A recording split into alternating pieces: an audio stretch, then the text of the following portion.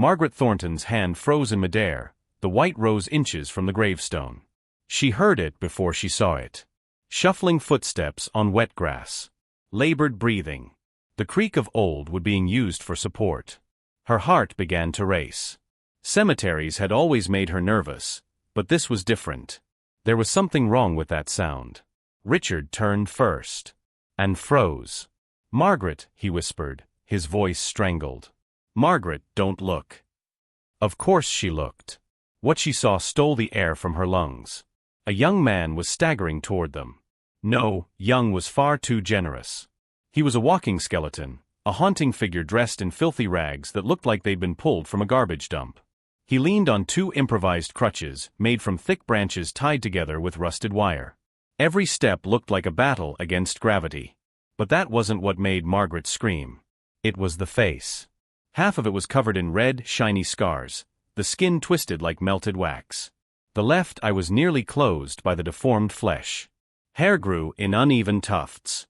The mouth was crooked, pulled to one side by scar tissue that ran down to the neck. And yet those eyes. That look. Margaret knew that look. "Mom," the young man said, his voice hoarse and broken. "Dad.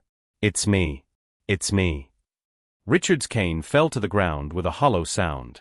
This is cruelty," Richard said, staggering backward. "Who do you think you are? Who sent you here?" The young man took another step, groaning in pain. His left leg dragged completely, useless. "It's me, Dad. It's Ethan. Your son. I'm alive." Margaret felt the world spin. Ethan. That name was a knife in her chest. Ethan, her baby, dead at 19 in an accident that had burned him completely. "No," she whispered. "My son is dead. I held his ashes." "They weren't my ashes," the young man said, and tears began to run down his disfigured face. "That wasn't me in that coffin, Mom. I survived. I survived and spent 6 years trying to come home." Richard straightened, his voice turning hard, defensive. "You're a fraud. A miserable opportunist. My son died. I saw the photos of the accident. No one survived that fire." "The car exploded on the mountain road," the young man said quickly, desperately. "I was thrown out before it did. I fell into the river. The current dragged me for miles. When I woke up, I didn't know who I was. I didn't know anything." Margaret felt something break inside her. The voice. Even hoarse, even broken, there was something in that voice. "You have 10 seconds to leave before I call the police," Richard said, grabbing his phone. "Dad, wait." The young man almost fell trying to move faster. "I know things. Things only Ethan would know. Please, listen to me." "Anyone can find things on the internet," Richard shot back. "Your scar," the young man said, looking straight at Margaret. "On your left thigh. Crescent-shaped. You got it when you were a child. Fell on a barbed wire fence at your grandfather's farm. You never told anyone because you were ashamed. You told Dad it was from surgery." Margaret felt her legs give way. Richard grabbed her arm.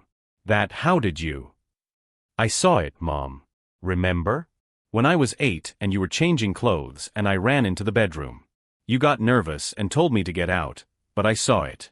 And later you sat with me and told me the story. Just the two of us. Dad doesn't really know about it." The silence that followed was thick. Richard looked at Margaret. She trembled. "That proves nothing," Richard said, but his voice had lost its strength. "The safe," the young man continued, now speaking faster, as if afraid of being interrupted. "In the library. Behind the law bookcase. The combination is the day you met, not the day you got married. 2371. You never told anyone that, Dad. Not even the lawyers. Only I knew because I saw you opening it once and you made me swear to keep it secret." Richard went white as paper. "Inside the safe there are 3 things," the young man said, and now the tears were flowing freely. "An envelope with Mom's original birth certificate, before she changed her name. Your father's pocket watch that you never wear because it's broken but can't bring yourself to fix. And a photo. A photo of a baby that isn't me." Margaret let out a strangled sound, something between a sob and a scream. "You had another son," the young man said softly. "Before me. He died at 3 months old. You never talked about him. But one night when I was 15, I found you in the library, drunk, crying, looking at that photo. You told me. You made me promise I would never tell Mom that I knew, because it hurts her too much to talk about it. Richard let the cane fall. His hands were shaking uncontrollably. Ethan, he whispered. It's me, Dad. It's me. Margaret took 2 unsteady steps and stopped, her hands covering her mouth. She wanted to believe. God, how she wanted to. But reason was still fighting the impossible. If it's you, she said, her voice breaking, tell me something only you would know.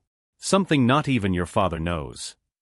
The young man took a deep breath and closed his eyes. The letter, he said. The letter you wrote but never sent. To your brother. The one who abandoned you when you were 17. You keep it in a shoebox at the back of your closet. And every year on his birthday, you take the letter out, read it, cry, and put it back. I saw you doing that when I was 16. You didn't know I was awake. But I came downstairs in the middle of the night to get water and saw you. I never said anything because I knew you'd be embarrassed. Margaret collapsed. She fell to her knees right there among the gravestones and began to cry in a way she hadn't since the day of the funeral. Deep sobs that came from a dark, forgotten place in her soul. The young man let the crutches fall and dragged himself toward her, ignoring the pain that twisted his face with every movement. When Margaret touched him, when her fingers trembled over the scars on his face, something inside her broke and rebuilt itself at the same time. My baby, she whispered. My baby. Richard fell beside them, wrapping both of them in his arms, crying the way he hadn't since he was a child. Right there, among the dead, a family was reborn. But none of them noticed the man in the dark suit watching from afar, on the other side of the cemetery, speaking quietly on the phone. None of them saw the cold expression on his face when he ended the call and walked away. None of them knew that Ethan's return was not a miracle. It was the beginning of a truth that would destroy everything. If you're enjoying this story, don't forget to subscribe to the channel and like the video. Leave a comment telling us what you think so far and which city or country you're watching from. Your participation is important so we can keep bringing you emotional stories like this one. The DNA test arrived 3 days later. Margaret held the envelope with trembling hands in the living room of the Thornton mansion. Richard stood beside her, rigid as stone. Ethan, seated in a wheelchair borrowed from the hospital, stared at the floor. He still wore the clothes they had bought for him, but nothing could hide the scars, the extreme thinness, the look of someone who had seen hell. Positive, Margaret read aloud, and her voice broke. It's him. It's our son. She collapsed onto the sofa, the paper slipping from her hands. Richard closed his eyes. For 3 days they had lived in a strange limbo, between believing and doubting. Now it was real. Undeniable. How? Richard finally asked. How did you survive? The car exploded. Ethan took a deep breath. Talking hurt. The burns on his neck made every word an effort. I remember driving, he began. It was late. I was coming back from the party. I had been drinking. Suddenly, the brakes didn't work. The car started accelerating on its own, going down the mountain. Margaret brought a hand to her mouth. I managed to open the door before the crash. I threw myself out. I fell down the embankment, rolled, then, the explosion. I woke up in the river, being dragged. When I woke up again, I was in an unfamiliar bed. Where? Richard asked. A cabin. In the middle of nowhere. A man lived there. He found me on the riverbank, almost dead. He saved me. Why didn't that man look for us? Why didn't he call the police? Ethan looked at his father with tired eyes. Because he was hiding. He was a doctor. Dr. Samuel Morrison. He lost his family in an accident. Abandoned everything. When he found me, I had no documents, no memory. He didn't know who I was. No memory? Margaret whispered. Traumatic amnesia. It took me 4 years to start remembering.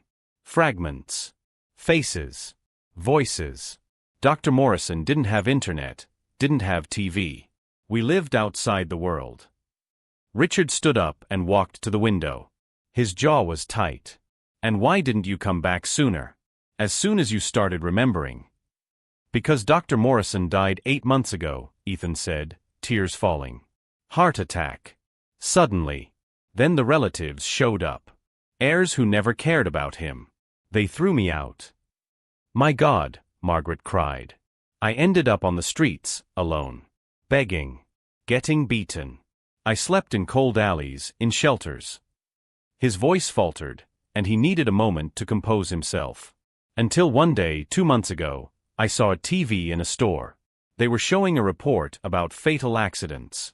And then the photo appeared. My photo. From when I was 19. And I heard my name. Ethan Thornton. It was like something exploded in my head. I remembered everything. You. The house. The life I had. Richard turned around, his eyes red. Why did it take 2 months to look for us? Because I had to get here, Dad. I had no money. No documents. I tried to call, but the numbers didn't work. I walked for days. Got rides. It took me weeks to cross 3 states. The silence that fell over the room was extremely heavy and dense. Margaret stood up and went to Ethan, kneeling right in front of the wheelchair. She held his disfigured face between her hands with all the tenderness she had. You're home now, she said firmly. You're safe. You'll never suffer like that again. But even as she said it, she saw something disturbing in her son's eyes. Something dark and deep. Something that hadn't been there before. That night, after Ethan fell asleep in the guest room, Richard and Margaret talked in the library. He is our son, Margaret said, pouring whiskey for both of them. The DNA proved it. I know, Richard replied, but there was tension in his voice. Then why do you look so suspicious? Richard took a long sip before answering. Because the story doesn't add up. The accident was investigated.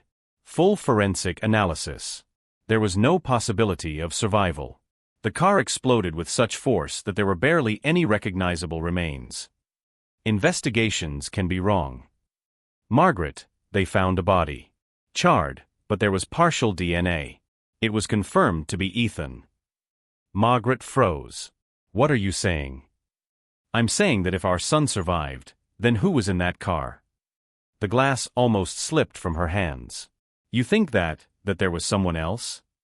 I don't know what to think. But something is wrong. Something we're not seeing. Margaret shook her head, refusing to accept it. He is our son, Richard. He knows things only Ethan would know. Or someone taught him. You're being ridiculous. Who would do that? Why? Richard didn't answer. He just stared at the whiskey, lost in thought. On the other side of the house, Ethan was awake.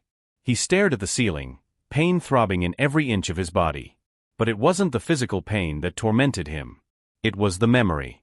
The real memory. Not of the fall. Not of the river. Not of the isolated cabin. But of what happened before the accident. He remembered someone tampering with the car. He remembered a voice, familiar, saying something about documents. About betrayal. About choices.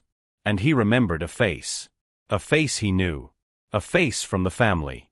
But every time he tried to focus on that memory, it slipped away like sand through his fingers. It was as if part of his mind was blocked, protecting him from something terrible.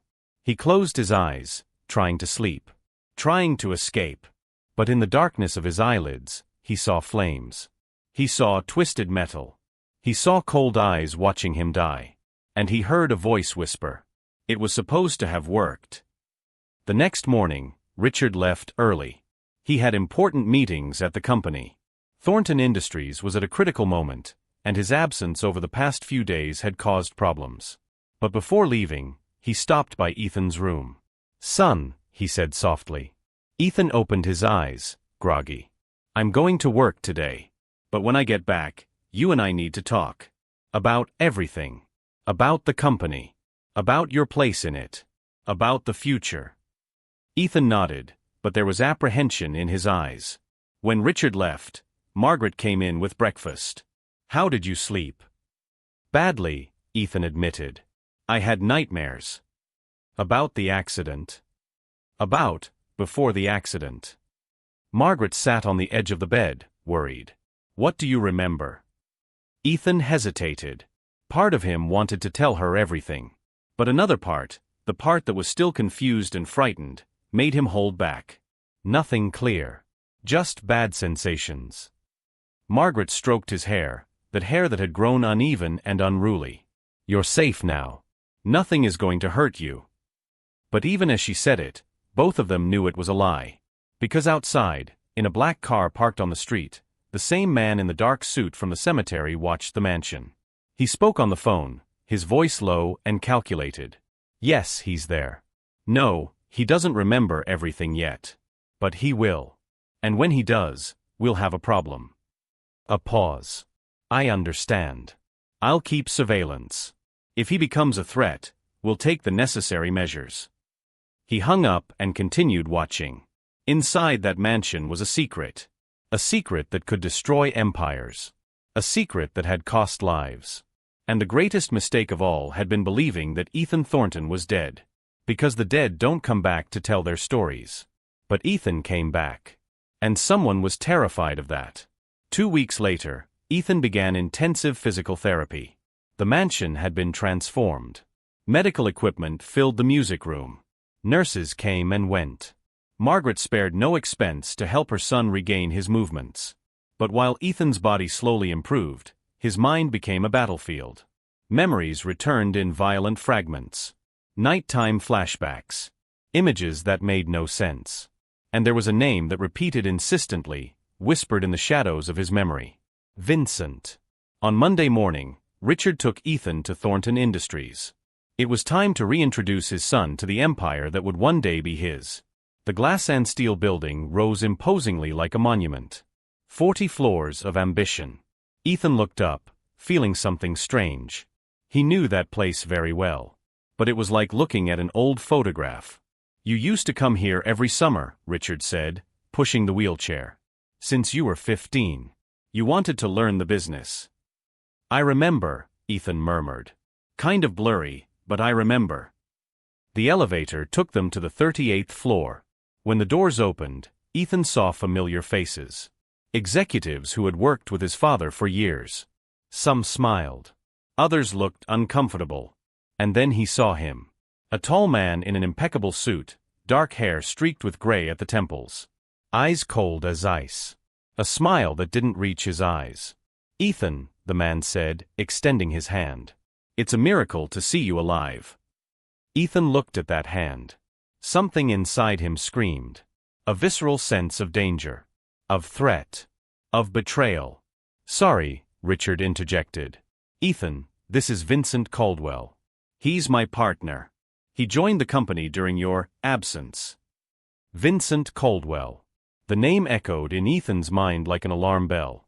He knew that name. He had heard that name on the night of the accident. He was sure of it. Nice to meet you, Ethan said, shaking his hand. Vincent's skin was cold. The grip too firm. Possessive. Your father told me about your extraordinary recovery, Vincent said, smiling. It must have been terrible. Living like a beggar after having all this. There was something in the way he said it. A subtle cruelty. A hidden pleasure. It was hell, Ethan replied, holding his gaze. I'm sure, Vincent said. But now you're back. Home. Safe. The way he said safe sounded like a threat. During lunch in Richard's office, father and son talked about the future. The company is different, Richard admitted. When we thought you had died, I needed help. Vincent appeared at the right moment. He invested capital, brought in new contracts.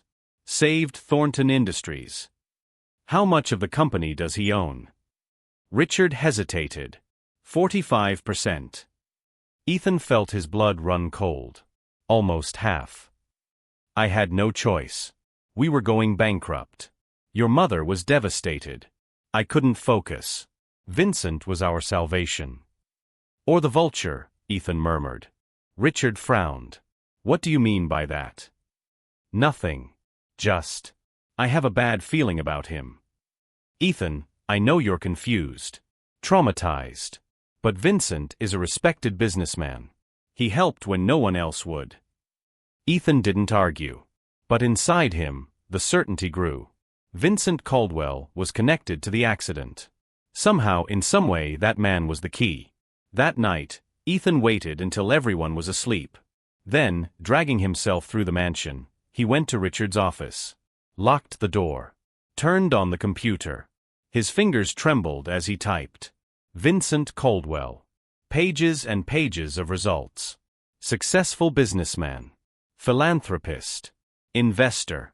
Nothing suspicious on the surface. But Ethan dug deeper. Old news. Archived lawsuits.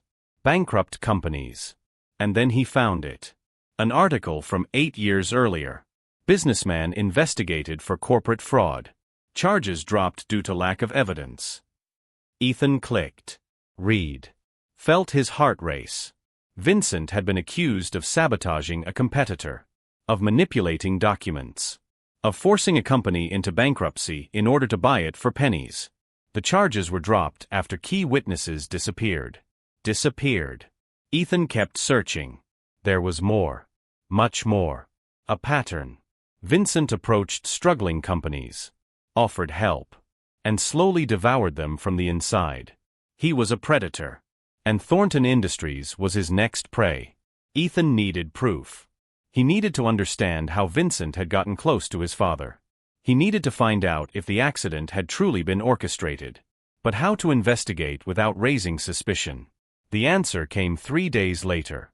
Margaret mentioned it casually over breakfast. Vincent invited us to dinner at his house. Friday. He wants you to meet his family. Ethan looked at his plate, hiding his satisfaction. Of course. I'd love to. A lie. He wouldn't love it. But it was the perfect opportunity. On Friday, the Thornton family was received at Vincent's mansion. It was a massive property, more ostentatious than theirs. Everything screamed new money. Purchased power. A blonde woman greeted them. Elegant, cold, with an automatic smile. Clarissa Caldwell, she introduced herself. It's wonderful to finally meet the famous Ethan. Famous. Not lost. Not recovered. Famous. As if he were a celebrity, not a survivor. During dinner, Vincent dominated the conversation. He talked about business, investments, the bright future of Thornton Industries. He constantly touched Richard's arm. A possessive gesture. Ethan watched everything. The details. The micro-gestures. The way Clarissa avoided looking at her husband. The tension in her shoulders. The wine glass always full. She was afraid of him. When Clarissa got up to get dessert, Ethan excused himself. Said he needed the bathroom. But instead, he followed the hallway. Exploring. Searching. He found an office. The door was slightly ajar. He looked back. No one coming. He slipped inside. The room was masculine. Dark. Smelled of cigars and leather. A massive desk dominated the center. Ethan went to it. Locked drawers. Closed cabinets. But on the corner of the desk, an open folder. He looked inside. Documents. Contracts. And among them, something that made his blood freeze. A photo. Of him. Of Ethan, at 19, leaving a nightclub. The same nightclub. The same night of the accident. Why would Vincent have that photo? Ethan heard footsteps. Quickly, he pulled out his phone and photographed the documents. Closed the folder. Left the office. Vincent was in the hallway. Lost your way? He asked, smiling. Bathroom, Ethan said. Had trouble finding it. Vincent stepped closer. Too close. Invading his personal space. You know, Ethan, it's incredible that you survived. That accident was brutal. When I saw the photos, I thought there was no chance. You saw the photos?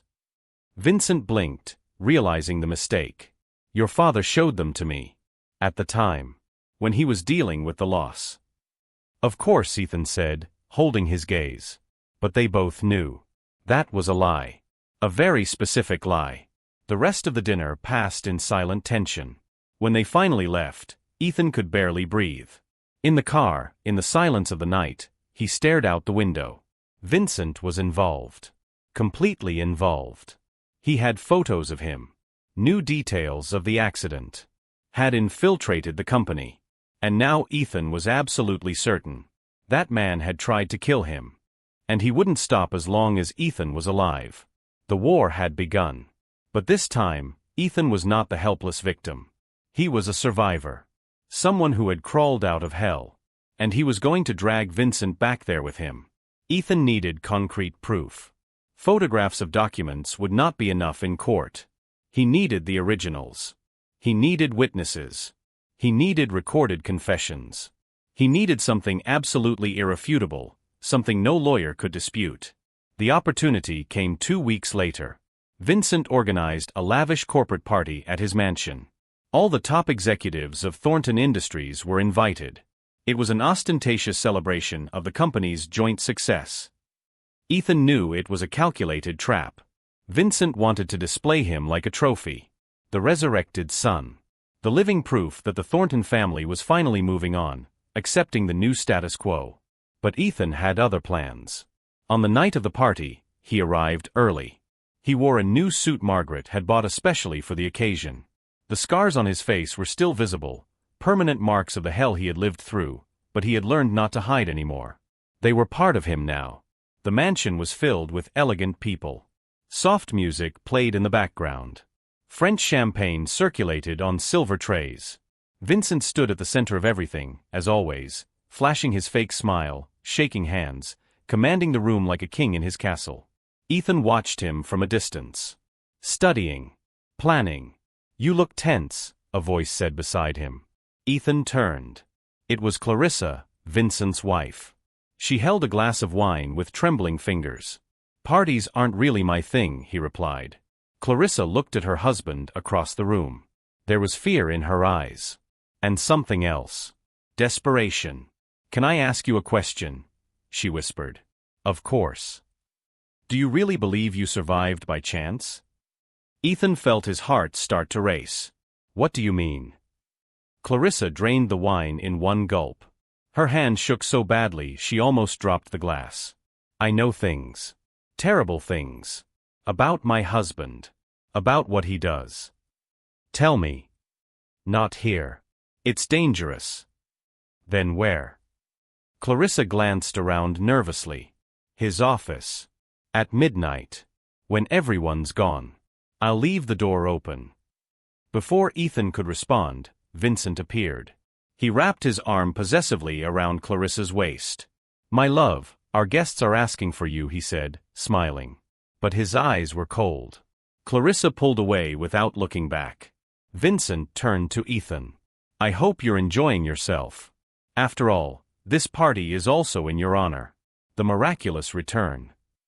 "Very generous of you," Ethan said, keeping his tone neutral. "We're family now, Ethan. Partners. Your father and I built something special.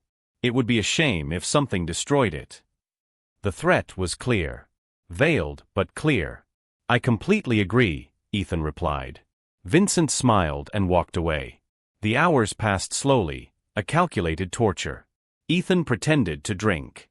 Pretended to engage in polite conversation. But his eyes always drifted back to the clock on the wall. 11:30. Guests began to leave. 11:45. The mansion grew quiet. Midnight. Ethan waited patiently another 15 minutes. Then, silently, he went upstairs. Vincent's office was on the second floor. The door was slightly ajar, just as Clarissa had promised. He went in. Clarissa was there, sitting behind the desk. She had been crying. Smudged mascara. Red eyes. "You came," she said with relief. Fresh tears began to fall. "What do you know?" Ethan went straight to the point, closing the door behind him. Clarissa opened a desk drawer and pulled out a thick folder. "Everything. It's all here. Years of crimes. Fraud. Blackmail. And murder." Ethan took the folder with trembling hands, feeling the weight of what he was about to uncover. He opened it slowly and began to read, page by page. What he saw made his blood freeze completely. Detailed contracts with underground mechanics. Traceable payments to hired killers. Documents showing exactly how Vincent had sabotaged dozens of companies over the years. And then he saw it. A photo of him. At 19. With a red target drawn over his face. "Why are you showing me this?" Ethan asked, his voice hoarse. "Because I can't take it anymore," Clarissa sobbed. I married a monster. He threatens me. Controls me. I'm afraid of him. But I'm even more afraid of becoming an accomplice. You have to testify. Take this to the police. He'll kill me. We'll protect you. Clarissa shook her head, desperate. You don't understand. Vincent has people everywhere. In the police. In the government. He always gets away. Not this time, a voice said from the doorway. They both froze. Vincent was standing there. And he wasn't alone. 2 large men, clearly security, were with him. Clarissa, Vincent sighed, shaking his head. You've always been so weak. So sentimental. Vincent, Shut up. He stepped into the office, the guards blocking the exit. And you, Vincent said, turning to Ethan. You really thought you could take me down? That you'd play detective and destroy everything I built? You tried to kill me, Ethan said, gripping the folder tightly. I did. And I should have tried harder. But I'll correct that mistake now. Vincent gestured. The guards moved forward. Ethan stepped back, but there was nowhere to go. And then the lights came on. The door burst open. Armed police stormed into the office. Detectives. Federal agents. All with weapons drawn. Vincent went pale. What? Vincent Caldwell, you are under arrest, the lead detective announced. This is ridiculous. Get out of my house. We have a warrant. And we have everything recorded. Ethan pulled back his shirt collar. A tiny microphone was clipped there. Every word, he said calmly. Every threat. Every confession. Vincent stared at him with pure hatred. You set me up. You killed my friend. Destroyed my family. Tried to kill me twice. This isn't a setup. It's justice. The officers moved in. Vincent tried to resist, but was quickly subdued. As he was dragged away, he shouted. This isn't over. You'll regret this. I have lawyers. I have power. You have nothing, Ethan replied. Just a cell waiting for you. Clarissa collapsed into the chair, sobbing with relief. Margaret and Richard appeared in the doorway. They had been waiting outside the entire time, coordinating with the police. Is it over? Margaret asked. It's over, Ethan confirmed. Richard hugged his son tightly. More tightly than he ever had before. You're stronger than I ever was, he whispered. I learned from you, Dad. I learned never to give up. Outside, sirens cut through the night. Vincent was placed into a patrol car, handcuffed, defeated. Neighbors stepped out onto their balconies. Cell phone cameras recorded. The fall of an empire was happening live. Ethan stood on the balcony, watching it all. The scars on his face glowed under the moonlight. But he felt no shame anymore. Each scar was a medal.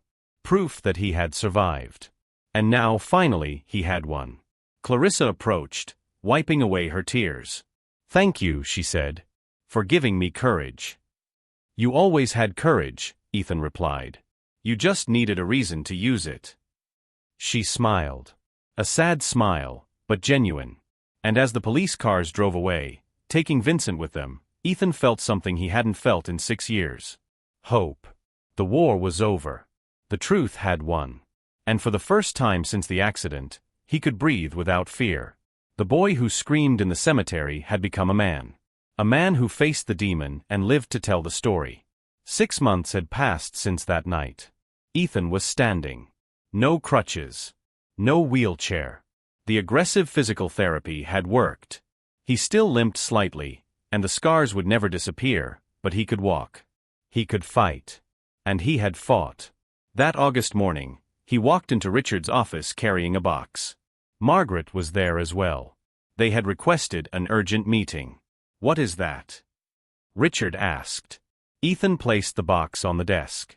The truth. About Vincent. About the accident. About everything. For months, Ethan had investigated in silence. He hired private detectives with the money Margaret gave him. Followed trails. Connected dots. And finally, assembled the complete puzzle. He began pulling documents out of the box. Vincent Caldwell didn't enter your life by chance, Dad. He planned everything. Richard frowned, skeptical. Ethan, we've already discussed this. Listen to me, Ethan interrupted, firm. Just listen to me until the end. He spread out the first pages. 8 years ago, Vincent was bankrupt. His companies collapsed after fraud investigations. He needed fast money. And he discovered something about Thornton Industries. What? That you were developing a new technology. A revolutionary cybersecurity software. Worth billions. Richard turned pale. How do you know that? That was confidential. Because Vincent hired corporate spies. He stole information. And when he realized its value, he decided he wanted the entire company. Margaret covered her mouth. But how did he plan to get it? Ethan picked up another stack of documents. By creating a crisis. He knew that if I died, you would be destroyed. Unable to manage the company. It would start to sink. And then he would appear as the savior. This is madness, Richard whispered. It's the truth. Look at this. Ethan showed phone records. Bank transfers. Contracts with mechanics who worked in underground garages. Vincent paid someone to sabotage my car. They tampered with the brakes. Programmed the accelerator to lock. They turned me into a ticking time bomb. Richard held the papers with trembling hands. But you survived. How didn't he know? Because the car exploded before they could confirm anything. And there was another body. Who? Ethan took a deep breath. That part still hurt. Jake Miller. My college friend. He had gotten a ride with me that night. When I jumped out of the car, he was still inside. He died in my place. The silence that followed was devastating. Margaret began to cry quietly. For 6 years, Jake's parents thought their son had died in a normal accident, Ethan continued, his voice breaking. But it wasn't an accident. It was murder. Vincent killed an innocent man just to kill me. Richard stood up, walking to the window. His shoulders trembled. And after I died, Vincent waited for the right moment, Ethan went on. He waited for you to sink into depression. Waited for the company to start faltering. And then he appeared. With money. With solutions. Like a guardian angel. But he was the devil, Margaret murmured. Exactly. He bought 45% of the company for a fraction of its real value. Because you were desperate. Because you trusted him. Richard turned around, tears in his eyes. I'm so sorry, son. I didn't know. I never imagined. It wasn't your fault, Dad. Vincent is a professional predator. He's been doing this for years. Destroying families. Stealing empires.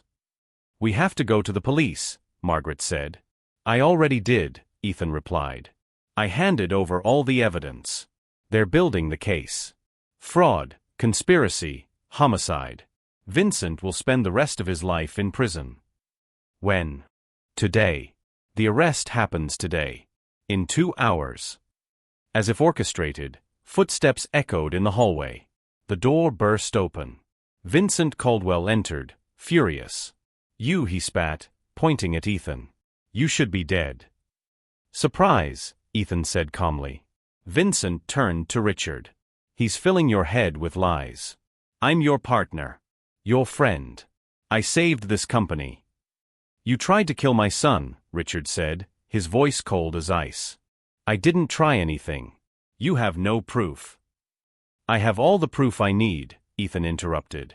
Bank transfers. Recorded conversations. Witnesses you threatened. Everything. Vincent laughed, a bitter sound. You think that'll hold up? I have the best lawyers. I'll destroy you in court. You won't have time, a voice said from the doorway. 2 detectives entered, flashing their badges. Vincent Caldwell, you are under arrest for conspiracy to commit murder, corporate fraud, and extortion. Vincent tried to run. But Ethan blocked his path. Face to face, they stared at each other. You should have died in that river, Vincent hissed. But I didn't, Ethan replied. I survived. And now you're going to pay for everything. The detectives dragged Vincent away in handcuffs. His angry shouts echoed down the hallway until they disappeared. When silence returned, Richard embraced Ethan tightly, as if he would never let go. "You saved everything," he whispered. "The company. Our family. Everything." "I just finished what he started," Ethan said. 3 months later, the trial ended. Vincent Caldwell was sentenced to 30 years in prison without the possibility of parole. His assets were seized. His reputation destroyed. Thornton Industries recovered his shares. The company not only survived, but thrived. The security software was launched. It became a global success. Ethan was named vice president. He didn't want the position, but Richard insisted. "You earned this. With blood. With suffering. With courage." And Ethan accepted. Not for power. Not for money. But because he knew he would never let the company be vulnerable again. One November afternoon, Ethan visited the cemetery. But not his own grave. He stopped at a simple headstone. Jake Miller. Beloved son. Taken too soon. Ethan knelt, placing fresh flowers. "I'm sorry, Jake. You died because of me. But I promise your death wasn't in vain." He paid. He'll rot in prison for what he did. The wind blew softly, like an answer. Ethan stood up. Looked at the sky. For the first time in 6 years, he felt peace. He had been declared dead. Had lived in hell. Crawled back from the abyss. But he didn't return as a victim. He returned as a survivor. As a warrior. As someone who turned pain into purpose. The scars would never disappear. The trauma would always be there. But Ethan learned something fundamental. It's not what happens to you that defines who you are. It's what you do afterward. And he chose to fight. Chose the truth. Chose justice.